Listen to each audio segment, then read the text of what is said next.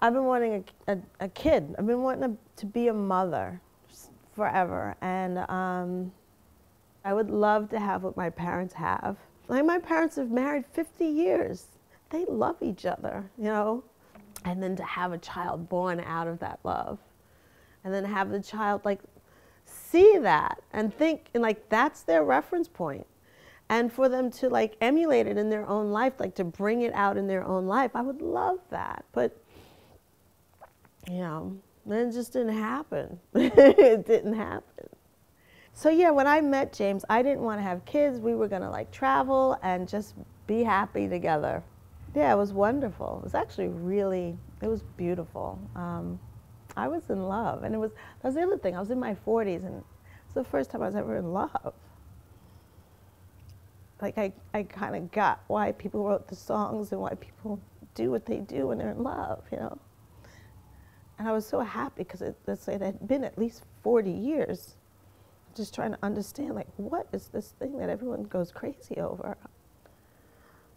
So my period was late, maybe, and I was really tired. And I just remember thinking, oh my God, am I pregnant? Oh, and I bought this shirt. I bought this shirt and I tried it on, and my body, I looked like a sausage. And I was just like, what is going on with my body? Like, this isn't my shape. So then I went and I took the test and I was pregnant. And I was so happy. Oh my God. I was so happy because, I mean, there was no other way to look at it besides the fact that it was a gift. Like it was just so apparent that like, that God or whatever is in charge, I don't know, whatever you believe in, was just like, here. After all of this, you can have what you want. And it's gonna bring you a lot of good things. And it's gonna help you grow. It's gonna help you connect deeper.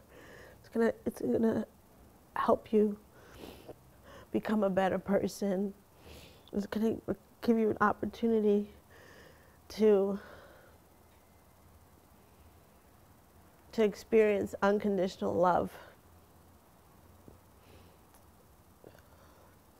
towards another human being. And so then I found out I was pregnant. I had the test. And we had agreed this year to only spend $50 on Christmas gifts for each other. And I brought him this really cool lock. And I had this little, I have this thing, I keep my pens in here. And I took the pens out and I put the bows in. And then this is the test. See? It says 2 lines for pregnancy. And I remember because one line, when you first take the test, one line is it's prominent. It's like it's just there. And then the other line, you just like look at it like, is it coming? Like you thought, like, is that? It was very faint. So you're like, and then it was there. I was very happy. So I saved it. I saved this and I put it in here. So I put the little bows in there.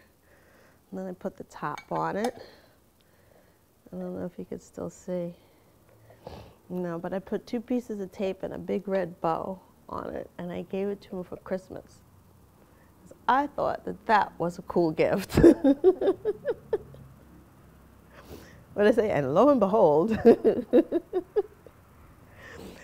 And then I found out it wasn't a cool gift. It wasn't a cool gift because he opened the gift and his knees buckled. He turned bright red and he was just like, oh my God, what does this mean? You're pregnant? Like in hindsight, maybe I should have done it differently. It was such a shock for him, and it was Christmas. It was Christmas. I guess it was a bad Christmas for him. It wasn't my intention, though. I really thought that it would be a surprise.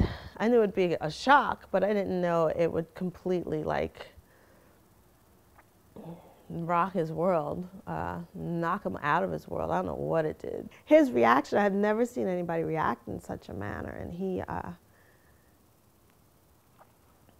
was just like, we have nothing, we don't have any money. And I was just like, what are you talking about? We have everything. Like, very soon after, I think it was like maybe 10 minutes after I gave him the gift, and he had calmed down, because he had apologized a couple of times, like, I'm really sorry, you don't deserve this type of reaction. I don't mean to do this, but he was completely overwhelmed.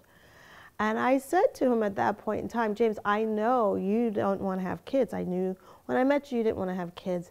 And I told him, if you don't want to be a part of this, just let me know. So I told him on Christmas Eve, then it was New Year's. New Year's was horrific. Then his birthday is on the 15th of January. All right, so it was his birthday, and I really wanted to get close to him, and I went to get close to him, and he was just like, no, or the wall was up. And it was as if I flipped on a light switch. It was like instantaneous. I looked at him, I said, I'm done. And I was like, I'm done. I remember, I was like, I'm done.